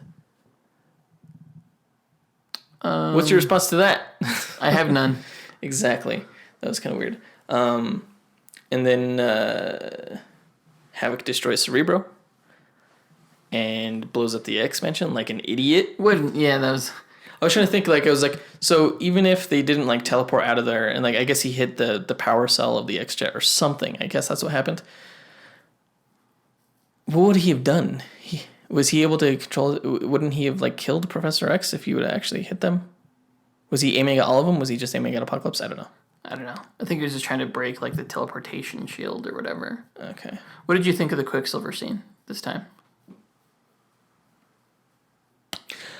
I think it was better than the last one. I think it had it had a lot of laughs in it. I think it was played for laughs. It still pisses me off that he's that fast because he's certainly not that fast in the comics. Yeah. Traditionally, I like the song. I like the Eurythmics. Sweet Dreams Are Made of These. I think that's the name of the song. Yeah. I thought that was pretty good. I like the pizza dog. I thought that was funny. That was random. It was interesting to see. He's so powerful, though. Although it was cool to see how Apocalypse eventually defeated him later on. Yeah. Yeah. Right when he started taking it, like, giving it to Apocalypse, I was like, how? Well, I guess Quicksilver wins this one. Game over. Yeah. Yeah, he's like an Omega level mutant as far as I'm concerned, because when you can move that fast as he's moving, certainly in these films, how do you even stop a guy like that? You can't really, unless you're Apocalypse, I guess. So I think it was good for seeing. They're introducing so many characters now, Phoenix included, that are so Deus ex machina that it worries me for the next confrontation that they have. Like, it'll raise a lot of questions of why. Will they have any other conflict because they're so able to handle it easily? Anything less than Apocalypse, they should be able to take care of like that. Yeah, that's true. I mean, the threat of Apocalypse was so great that, how do you top that? I do have to say, though, the writers did a great job of utilizing every character in that final fight. That's true. Except for the ones that they had incapacitated, like Psylocke and Angel. Like, each person had their role. It was pretty good. Except for Psylocke. She was out. She was knocked out. So yeah. And so was Mystique, actually. Yeah. Oh, that's true. That's right. Where are we now in the story? So, school exploded. So they get captured by Stryker. I wonder why Cyclops didn't stop him then. My wife had no idea who Quicksilver that was. Oh, she didn't know who. Was he in Days of Future Past? Yes, he was. Yeah, at the end of that film, though, they had a weird thing where he salvaged Wolverine's body, and he was like, it looked like he was going to take him to Weapon X, but then it turns out that Stryker was Mystique because his eyes glue yellow at the end of Days of Future Past. They glowed? Sorry. Glowed, yeah. They glowed yellow at the end of Days of Future Past, and I wonder why they even put that scene in here because, in this movie, and this is probably the scene we're on now, he's at the Weapon X facility, Wolverine. So what happened there? I thought Mystique saved him. Don't know. That's something that the movie really thing. addresses. It's like a lot of these X-Men movies are like, just forget that ever happened. Yeah, exactly. That's so annoying. That kind of pisses me off. They write themselves. They make these creative decisions. They kind of write themselves into corners. They don't follow up on any of on some of these creative decisions that they make like that. I thought that was kind of weird. I do have to say that, like, well, I was going to say this sort of, like, this film sets up possibly some future, like, story threads. But I guess they've always done that. The biggest one, I think, was the whole Quicksilver not telling Magneto that he was his father. Oh, yeah. I have no idea why they did that. That was dumb. Maybe because he would assume that he was just claiming that out as like to appeal to his then he could to appeal to his paternal instincts, and it might be a lie or something like that. Because then he could have been like, oh, my mom's this person, and Magneto would be like, oh yeah, I totally boned with her. You could totally be my son. Oh. But it's like, so Magneto's whole arc at the very end, and I'm jumping ahead, but like it ends with Mystique appealing to his better nature. And that was it. It would have been way more powerful if he would have learned that he was still a father. It would have definitely given a better motivation for him to stop. Exactly. Yeah, I didn't even think about that. That's a really good point. So I guess we're at the so Stryker takes him to the Weapon X compound. We see Wolverine. I think Yeah, what'd you think of that scene? it wasn't as good as I thought. I agree. Was it because it was PG-13? Possibly. I think the best version we ever got of this particular scene was the 15 seconds that it existed in X-Men 2. And we see Hugh Jackman running down the hall with so much blood on his hands. Yeah. And a lot of blood on him, actually. And he's, like, screaming. This, Although this time we got, like, the headset. Although we didn't have the visor with it. So that was kind of lame. Yeah, it kind of needs the visor. And he wore these kind of weird, long trouser pants. He's supposed to be straight up buck naked. Yeah, I can remember. Yeah, in some versions he's naked in the comics, but in other ones he has kind of like this, like, these kind of like, underwear type thing. Yeah, briefs with like a utility technological belt that kind of connects to his helmet and stuff like that. He had the belt this time. Did he? Yeah, I can't remember. Yeah, he had a belt. Okay, but yeah, the pants kind of threw me off because they reminded me of the Hulk. And I have to say that I'm glad that the next Wolverine movie is going to be Hugh Jackman's last. As much as I love the actor, no one will ever play the role as well as he does. But he's looking his age a little bit. It'll certainly they certainly can't continue the Jean Grey Wolverine romance thing. No. Not with that age it difference. almost got creepy in that this was one. a little creepy when she tries to pull out some of his memories. I thought that was kind of a touching moment, but yeah, you can't. It was a moment that went on a little bit too long too, because like he slowly pulls out like each one of those diodes from his skin. I thought one was enough, but it's like, oh, here's another one. Got to pull this one out, Really? nice and slow and long. I didn't even notice that. But yeah, I was thinking, I was like, oh, I hope they don't do like a romantic story with these two actors, because that would just be awkward. And then like even when he ran off like into the woods, I thought that was kind of What? not as cool as it should have been. Like he should have been like you know, I don't know, like more like an animal, more like a gorilla, but this was more like a guy, just like, oh, it's cold. Ooh, let me get out of here. I did not even think about that. Ooh, it's cool. Yeah. That's not the impression I got, but that made me laugh. So, yeah, I think it was cool how they stuck more to the comic storyline where he escapes Weapon X into the wilderness, and it was kind of a good lead into the first X-Men movie where he's kind of like a drifter. Yeah. The first 2000 X-Men movie. Of course, we know that none of that happens. Yeah. Okay. So From there, I think if any movie should have been rated R, it should have been X-Men Origins Wolverine, because I think his escape from Weapon X is one of the most violent moments in his history. in comic history. Yes. Can you think of a more iconic, violent moment in comics history? Not in terms of like stabby. Right. So, yeah. I wonder if I think the best thing that they could do is maybe show the scene one more time in Wolverine. What's it gonna be called? Old Man Logan. Sorry, and maybe do it right, because that's the thing that I've always wanted to see, as far as he goes. It's not the official title. Old Man Logan. Yeah. I don't think it is, but I, mean, I still hope they just call it Logan. I think it's gonna be adapted off of that. Yeah. So, yeah. I mean, 'cause it's been confirmed. They released an image of him. We didn't even talk about that in the news items.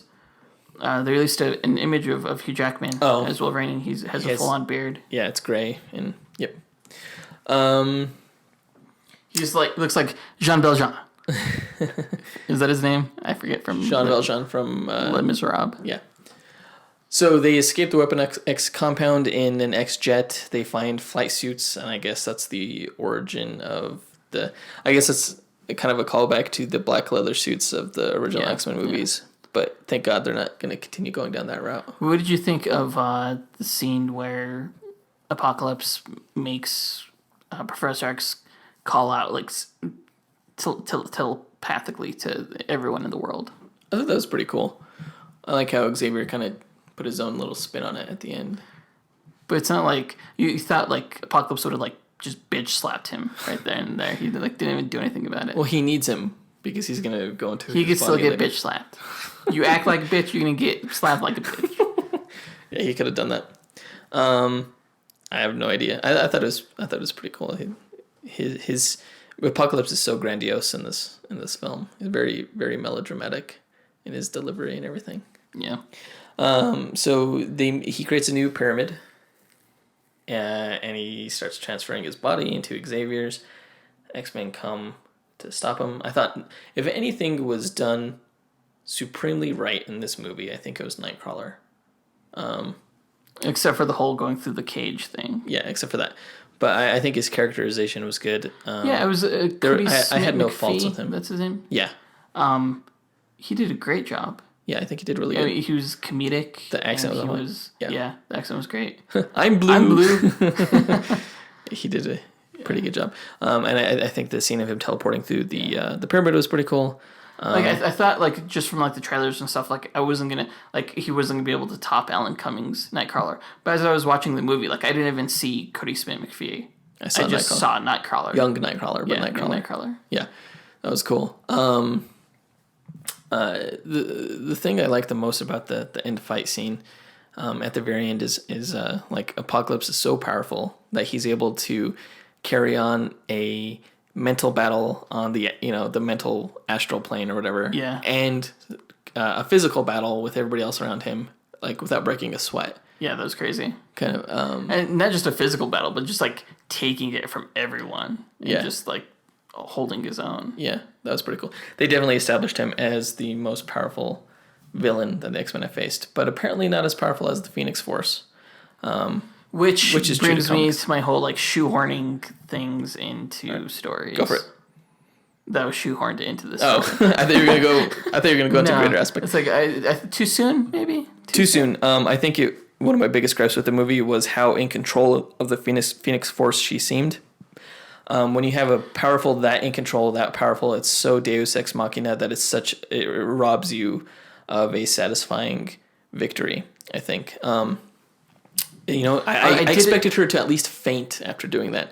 Yeah. But she didn't. She's too powerful. Like in the comics. In the cartoons, she used to faint all the time. Yeah, in the comics and in the cartoon, she was not someone who had full control of this Phoenix Force, and nor is it supposed to be controlled that easily. It's supposed to be something that is unwieldy, an unwieldy power and force. And I think it was a huge mistake to automatically just show her as more powerful than Charles Xavier and Apocalypse. I mean, what other mutant bad guy is more powerful than Apocalypse that they're going to put against that she's not going to be able to defeat as easily? I think they need to do something. Herself, honestly.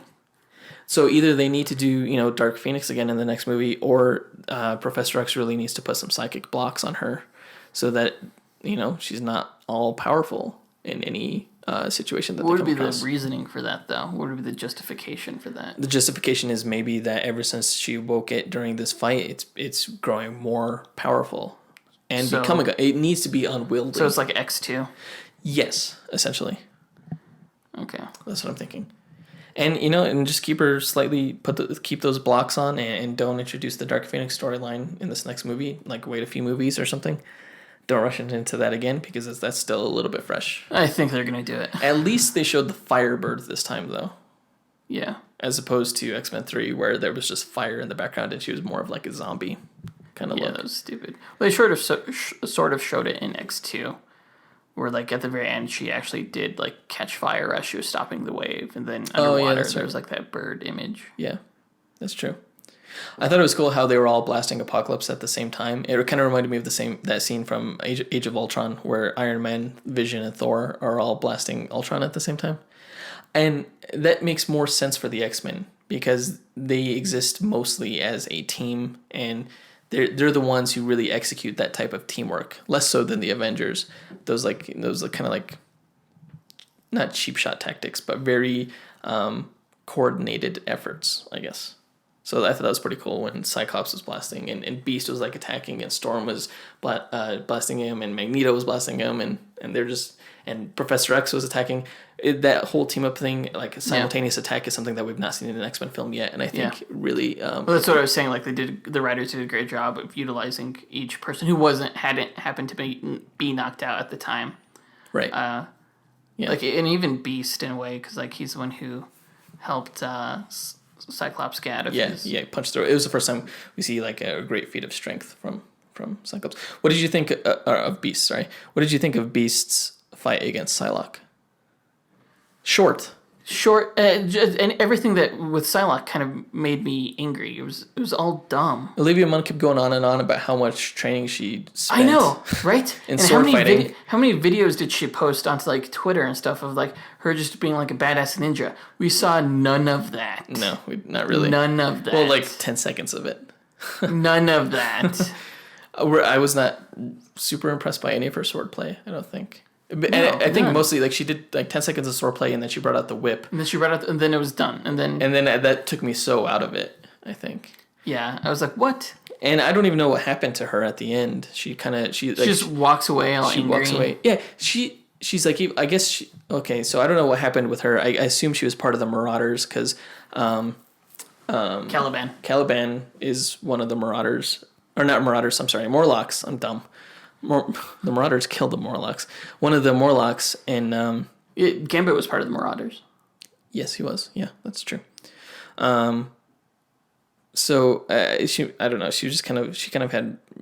And that was cool. She seemed angry through the whole thing, Which is fine. yeah, but that's not really true to character, I guess. So in the comics, Apocalypse kind of brainwashes his horsemen. That was not the case in this movie because Cyclops, Storm turned against him. She I know, like during the final battle, she was just sitting there watching. Yeah, she was like, huh? Everything And then that's going on. she decides he's a douche and I'm going to attack him. Magneto has a change of heart. None of the horsemen were brainwashed. So it makes me just think that the characters who didn't go over to the X-Men at the end, just assholes. like Archangel and Psylocke, there's assholes and essentially just bad guys. They're bad people. So is there any like redemptive arc for them? Is this the last we're seeing of them? I hope not. It makes me upset that they weren't brainwashed into doing the things that they were doing actually, because they're heroes. They're supposed to be heroes. They're not supposed to be bad guys. So anyway, what does Caliban do? What is Caliban's powers? That actor was pretty good. I can't remember what he can do. He was one of the. He eventually becomes a horseman of Apocalypse, but I can't remember what he did prior to that. Well, I'll have to look it up later. He's not a huge major character. Yeah. So it doesn't matter too much. So I guess that takes us to the end of the film. Yeah. I kind of like how I guess I like it at the end. Like Professor X, like gives Moira back her memories because they never should have been. Well, maybe I don't know. It felt like a good conclusion to this new 3-film arc. Yeah, even though she wasn't in the second film. I when he first sees her again over at the CIA, she mentions that she has a son. You know who her son is? No, who is Proteus? He's a crazy, powerful, reality-changing mutant.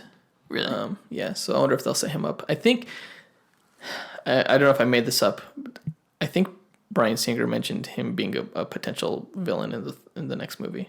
I can't remember. Proteus sounds really familiar. Why do I know that? From the X-Men comics? Probably. No, I think Proteus is also the name of like some Greek god or something. No, it's from the comics. I think you had a comic with him. But actually, I think I'm thinking of Exodus. It was like one of your very first X-Men comics with like the holofoil cover. Anyway. Yep.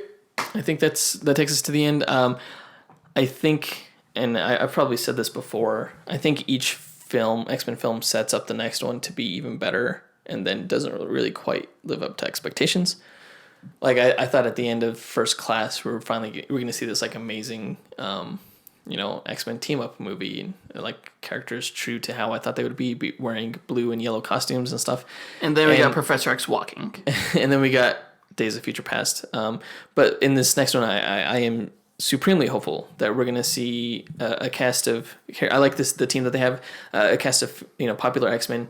You have Cyclops, Storm, Phoenix, Nightcrawler, Quicksilver. They're all in traditional looking costume. I thought that was a fantastic end scene where Professor X is bald. I actually like the way he lost his hair too. You did? Yeah. It makes me wonder how Patrick Stewart's version lost his hair. He just shaved it. If they went up against Apocalypse in that timeline as well. But yeah, I'm excited. I like the fact that they, like, I guess maybe salvaged some of the Sentinels to use in the Danger Room. Mystique was not nearly as annoying. What did you think of Mystique in this whole film? That speech wasn't as annoying as I thought it was going to be. She wasn't given too much. She wasn't as bad as I thought she was. Like, some of the lines from, like, the trailer where she's like, just because there isn't war doesn't mean there's peace. Like, I thought that was kind of cheesy in the trailer, but it worked in the movie. Yeah. And then, like, you know, just other lines like, you had your warplane, let's go to war. Yeah. I don't. Her delivery, her acting wasn't. It was good. It wasn't. It was like this. It film. wasn't bad. It wasn't bad. Yeah, it was like the film. Yeah, she needs to go back to being a bad guy, though. I think in the next one for sure. Yeah, she needs. I don't like her. Much more like acrobatics and stuff like that. Yeah. She didn't display any of that in this film. Yeah, I agree. One thing that I had a huge problem with, and I mentioned this earlier, is the Man of Steel thing. Okay, so at the end of the film, you know, Magneto helps rebuild the mansion and everything, and he seems cool with Xavier, and Xavier is like, "You do you, man," and they part ways, and things seem to be rather copacetic. But did we not forget that he probably killed millions of people while he was working for Apocalypse? You know, tapping into the magnetic field and creating all these metal structures to come crashing, like the Sydney Opera House, some buildings in Sydney, a lot of buildings in New York fell, the Brooklyn Bridge, these cities all over the world. They could have... So many people died, maybe more than in Man of Steel. Oh, and yeah. What happens? He pays no consequences for it. He changes his mind and he fights Apocalypse, but he's not really the one that helps destroy him. He just tosses a bunch of metal at him. And then things are fine at the end. Dude. They could have fixed it with the whole brainwashing thing. They could have, because then it would have been his fault. Yeah, it would have been Apocalypse's fault. I agree. I think the Horsemen should have been brainwashed, kind of, and maybe Professor X removes them or something later on. But he killed a lot of people in this movie. They pulled his Man of Steel. It was all this destruction with very little consequence. Did you not see Batman v Superman? Very little consequence. The whole movie is whatever. No, it's not. I'm not gonna talk about it. Yes, it is. Not really, because it's just Batman who's going after him. You would think there would be so many more. The whole Senate hearings and everyone Yeah, but those are just hearings. There's also the talk shows. Anyway, we're not talking about BVS. Talk shows. Yeah. I can't believe I did all this and all these. I have to deal with these talk shows now. Oh God, what was me? No, people were talking about it on talk shows. Dumb. Never mind. He should be in jail, Superman, and so should Magneto. They need to serve some time. In a prison, like they put him in the end of X-Men 1. Something like that. It's like that glass plastic prison. Yeah, he went into a prison in Days of Future Past, too, for killing John F. Kennedy, allegedly. But here he kills millions of people and nothing happens to him. He doesn't go to prison. So, I don't know. I had a big problem with that. That's the end of the film. Did you stay for the after credits scene? I almost walked out, then I was like, wait, I have to go back. Let's go back. Yeah. Yeah, the X-Men, traditionally the X-Men movies haven't done it, but for the last few movies they certainly have, like the last 3 or 4. And a lot of people in my showing stayed and watched it, and I don't think anybody got it. No, no one got it. Only a lot of people left the theater. Only a handful of people stayed for the... And really? Yeah, no one had any idea what it was about. So the scene was a guy working for... Essex. Nathaniel Essex, Mr. Sinister, went in there and took some vials of Wolverine's blood and maybe some other vials of somebody else's blood. I don't know. Oh, yeah, there was yellow blood and green blood. Must have been a bunch of different mutant blood. But I guess... so I mentioned Proteus earlier. I guess they're setting up Mr. Sinister to be the next bad guy. Yeah. So, but maybe Bryan Cranston. A lot of the people after, it just showed they closed the briefcase and it said Essex Corporation or whatever, and then the screen went black and it was done, and people were just sitting there, and this one lady was like, "That was stupid," and then everybody walked out. Yeah, no one understood it in my theater either. They were like, "What? I don't get it." Yeah. Yeah, it was very what's the word? Anticlimactic. A little bit. Who is Mr. Esoteric was the word that I was looking for. Like, you would only get it if you were an expert in the comics, or not even an expert, but well versed. Well, like I know who Mr. Sinister is, but like I don't. You don't know his real name, maybe. Oh, I knew his last name was Essex. Mm-hmm. But like I know he has like a healing. I don't entirely know too much about the character other than like he's obsessed with the Summers bloodline, and he got his has powers, like a healing factor. He's a geneticist. He practices eugenics. He was given his powers by Apocalypse, but he created like a clone of Jean Grey. That's right, Madeline Pryor. Because he knew that her kid with Scott Summers would be a super powerful mutant who could end up probably defeating Apocalypse. Cable. Yep. There you go.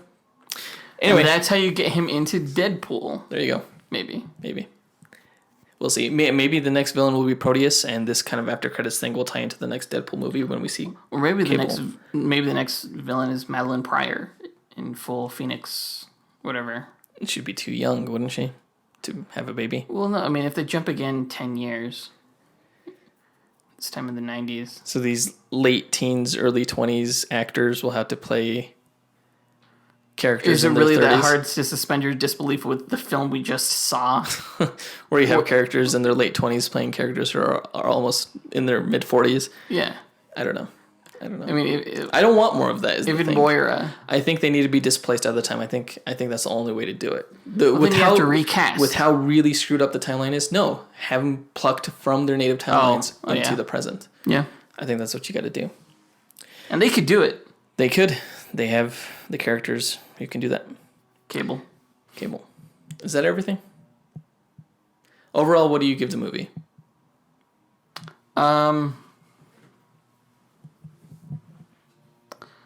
I'm trying to think of what I would give the previous films.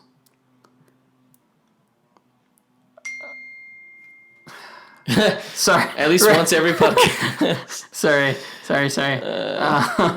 No, I got an idea. It's my rating. My rating would probably be 3.5, 3.5. You liked it as much as Batman vs Superman? No, I didn't. I thought Batman v Superman was much more relevant, so maybe I'd give it a 3. That's what I give it. I give it a 3 stars out of 5. I think it was very middling. I don't think it was bad. I don't think it was as good as... I guess I said I wouldn't put it in the top 5 X-Men films, but I guess it's number 5 since I went through my list. I think the X-Men films that are worse than it are X-Men 3, Wolverine Origins, and maybe the first X-Men. But I would give the first X-Men 3 stars anyway, or as well. So I think they're about equal. Yeah, they're both just like visual effects spectacle popcorn kind of. Although the first one was much more relevant. Yes. But and I keep going on about the relevancy. Really, I think it's because the X-Men are supposed to be relevant. It's supposed to be all about like diversity and prejudice and stuff like that. And all the films have been, except for this one. So it felt out of place to me. Yeah. Not counting the Magneto scene. But that played such a minor role in the grand scheme of things that it's almost a scene that you don't remember walking out of the theater. But it was fantastic, and I think that was the one part that touched upon it. Still, like one of the most powerful X-Men scenes, I think that still like touches me. Ew. Down there. No, is touching is Magneto's scene. I guess the very opening scene of the very first X-Men film, where Magneto as a child like destroys the gate. Yeah. Yep. Yeah, the other X-Men movies have been filled of kind of emotional, touching moments like that. Moments that touch Jonathan down there. But this one was a little bit lacking overall, 3 stars. And that is that. Hopefully the next one is better because I like my X-Men movies to be good. It's really disappointing when they're just average. I didn't really care for all of the costumes. I guess I could say that about any movie, actually. I like all movies to be great. I hope in the next film they update the costumes, make it a little bit more modern, less... You didn't like the costumes? Why? I thought Cyclops' new visor was fantastic. I thought it was freaking terrible. Why? I don't know. I think you're tucking out of your ass. Is too bulky, maybe. I'd like to see Nightcrawlers was on point. A little more streamlined. I was referring specifically to Cyclops' Jean Grey's costume was on point. It looked a lot like the 90s cartoon, except without the headgear, or not headgear, just like the head mask thing. Yeah. I thought a lot of them were really good. Quicksilver's was cool. I mean, it got cool. It was a bit. I'm just referring specifically to Cyclops' visor. Stop being a whiny little nitpicker. I didn't like it. It was too thin. Maybe, I don't know. It was weird. How does he see? I like when Cyclops has a thin visor as opposed to a big, wide, bulky one. I want to see his X visor. Oh yeah, that'll be a cool one. One day we'll see that. All right, that does it for this podcast, I think. Yeah. If you stuck with us this long and you liked what you heard, don't forget to rate us on iTunes. Good gosh, please rate us. Or give us a thumbs up on YouTube. I'll do anything. Anything. You said that last episode. One of these days, somebody's going to make you fulfill that promise. No. All right. I guess, what are we doing next episode? Next episode will be a battle cast. And then after that, we're kind of in a summer drought of superhero movies. We won't get the next one until August. Yeah. With Suicide Squad. And then we'll have another kind of drought until November or September, I think, with Luke Cage. I think the plan is to have a guest speaker because that's around Comic-Con time. So the next one will be a battle cast, and the one after that, I think. Yeah, we'll see what happens. Comic-Con. So a lot of news during that time. Yeah, so I'm excited. All right, we'll see what happens. Until next time. Up, and away. True believers.